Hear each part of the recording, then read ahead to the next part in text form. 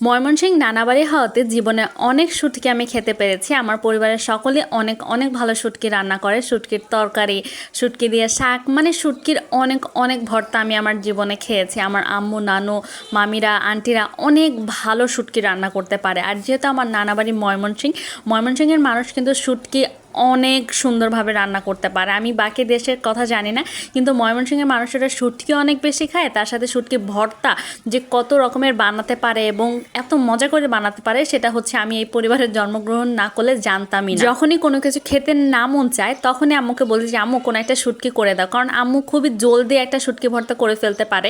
তো আম্মু হুট করেই করে ফেলে এবং পাটায় বেটে ভর্তা, কি যে বলবো, কি স্বাদ যেটা বলার মতো নয়।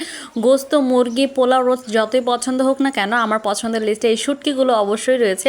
প্রতিটা শুটকি মানে এত এত রকমের শুটকি ভর্তা করতে পারে যেটা না বললেই না। আর সবগুলো শুটকি ভর্তা অনেক বেশি মজা হয়, এটা আমার কাছে অনেক বেশি ভালো লাগে। ছোটোবেলা থেকেই এই যে ভর্তা ভর্তা দেখতে দেখতে আমার ভর্তা জিনিসটা অনেক ভালো লাগে এবং ভর্তা খেলে আলাদাই একটা রুচি আসে। এক প্লেট ভাত এই ভর্তা দিয়েই খেয়ে ফেলা যায়, ভর্তা যদি সুস্বাদু হয়। এবং আমার আম্মুদের কাছে আশেপাশের মানুষ অনেক রিকোয়েস্ট করে যে এই ভর্তা বানিয়ে দাও, ওই ভর্তা নিয়ে একদিন এসো। খিচুড়ি বা বোয়া রান্না করলে বলে যে তুমি এই ভর্তাটা বানিও, তারপর আমরা খাবো না।